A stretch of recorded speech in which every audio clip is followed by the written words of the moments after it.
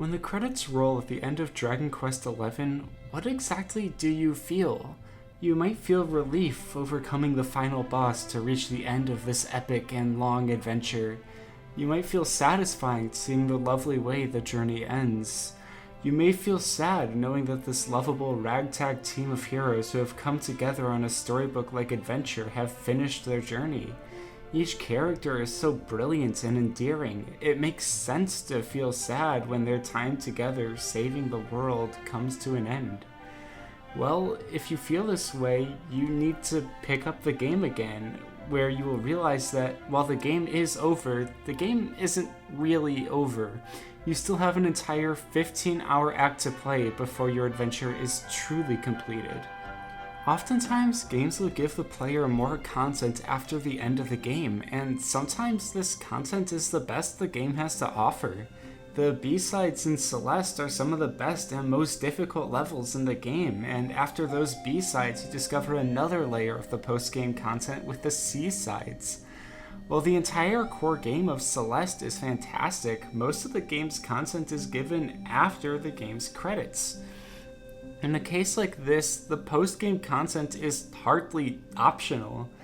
Without playing the B and C sides, you've missed a significant amount of what makes Celeste so fantastic. But it seems counterintuitive that a game would end before presenting all of its content. The core experience is the reason most people are playing the game, so wouldn't developers want players to experience all of their work? Most players will entirely stop playing after it's over.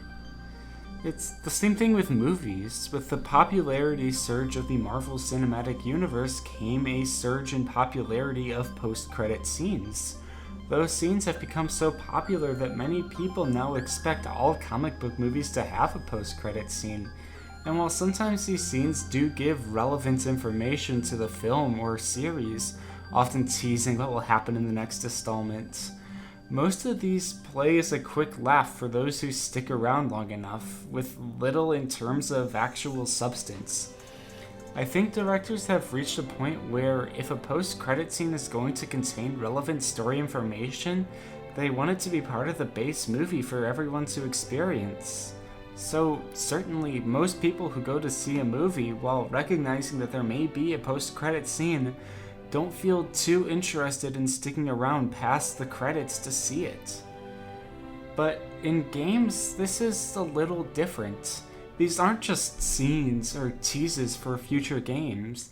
Post-game content often provides the substance of an additional, much smaller game. Act 3 of Dragon Quest XI functions as a full continuation of the base game, despite the story ending at the end of Act 2. But this post-game in Dragon Quest XI, by focusing on continuing the story, provides an entirely different ending to the game. Sure, this post-game is optional, and you can still very well beat the game without playing it, but in order to have the full experience, players must return after the credits end. Depending on whether or not you play the post-game content of Dragon Quest XI, the story you experience will be significantly different. While the end of Act 2 wraps up nicely, there are still some loose ends that might bother some players. The third act will wrap up a lot of those loose ends, but will also negate a lot of the things that players may feel concluded nicely. This means that players may prefer the ending of Act 2 over the ending of Act 3. Still, however, so much of the content is locked away after Act 2, so players must essentially forfeit their initial conclusion in order to continue and experience the remaining content of the game. Again, why do developers hide more content after the credits, where the content is much less accessible? The answer is, in part, a matter of pacing. Dragon Quest XI is a long game, despite how good the game may be. Players can feel burnt out after playing through the same story for 80 to 100 hours. So by leaving some of the content to the other side of the credits, players can reach a conclusion much earlier without feeling exhausted from the game. Then players who are still looking for more can continue to play, while others who may need a break can come back later to experience the rest of the game. There is also a psychological appeal, knowing that even after you've finished a game, there's still more to experience. That post-game content begins to feel like a bonus, as if you've been generously given additional content, even though it was all developed for the same game. That can, in essence, encourage players to keep playing even though they've finished the game. Players might be more likely to play all of the content in the game when some of that content is framed as a bonus and isn't part of the main game. If the post-game content was part of the base game, some players might quit when the game begins to drag on longer than they anticipated.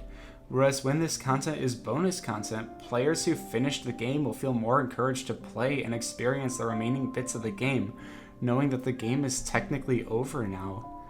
But unlike Dragon Quest XI and Celeste, some games' post-game content doesn't provide much new, only giving players a new reason to keep going back into the same game, often with new bosses or side quests.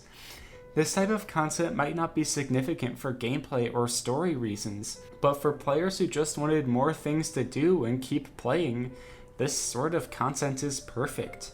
In Xenoblade Chronicles 2, Torna the Golden Country, there are a few side quests and super bosses that players can return and experience after the credits roll. This sort of content isn't meant to be an extension of the main game, rather this content is meant as a real bonus for people who simply are not ready to let go of the game yet. These side quests and super bosses are just meant to repopulate the world with more content after the game ends, rather than extend the game with more story content or new levels. So players who love the game have more things to do and to keep enjoying the world, but players who may have still enjoyed the game don't necessarily feel pressured to play the additional content if they don't want to.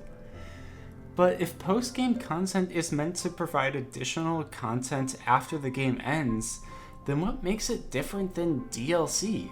Well, aside from the fact that DLC is traditionally paid and post-game content is traditionally included within the base game, post-game content is more intended to give players an immediate amount of bonus content to continue playing, while DLC is meant to advance the world and the content in the future. Essentially, post-game content is generally repopulating the world with content, like the moon boxes in Super Mario Odyssey, while DLC advances the world with new story content, levels, or locations. However, this is not a definite difference, not at all. The post-game content in Celeste can very well feel like DLC, while the DLC in Celeste was ultimately given away for free. But then the DLC for Breath of the Wild repopulated the world with more shrines to discover, which, while not really advancing the world, does repopulate the world with more content.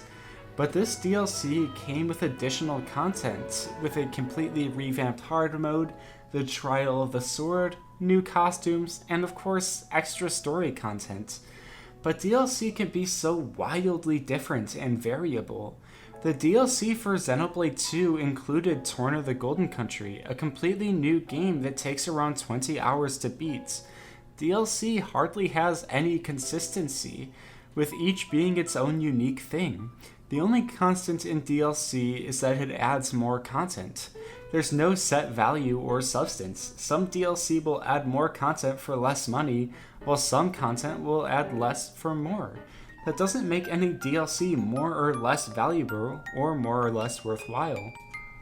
What makes post-game content stand out is that while DLC has no constants, neither in pricing or substance, post-game content, at the very least, is consistently free. So regardless of the substance, players can still enjoy that content if they wish, or move on to the next experience if they wish, with no mandate or expectation. It's always exciting to see what post-game content will add. Some of my favorites are Super Mario Odyssey, which repopulated the world with nearly double the amount of moons, Luigi's Balloon World, and even the dark side and darker side of the moon. Mario Odyssey's controls are so fun that any excuse to keep playing and enjoying those controls is significant.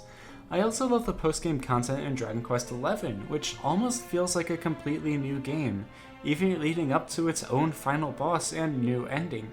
It completes the hero's journey arc while giving players the chance to bring ultimate peace, not just to the world, but to the protagonists as a whole. It's such a pleasant ending, and all the new content is fun and exciting. Another interesting case worth discussing is Stardew Valley. This is a sort of game to keep playing forever, pouring into the same world over time to create the ultimate life on your own ideal farm. But there's actually a main game and a post game. There is an ultimate goal to the game, being to complete the community center. And after that, there's a drip feed of new content that continues as you play, with all sorts of quests. The interesting thing with Stardew Valley is that all the content could technically be experienced before completing the game, while much of it is more likely to be played after completing the community center. But even now, Concerned Ape has added so much new content and continuous updates that has truly continued adding more content to the game. Stardew Valley is meant to be played for years upon years, so the new content gives players more to do in their years of play. Ultimately, games are unique experiences for the player to enjoy, and post-game content continues that experience while not dragging down the pacing of the game. When a game makes an impact on the player, sometimes the player won't be ready to let go right when the game ends. Post-game content is a perfect release, giving players new things to do as they let go of an experience that meant something to them.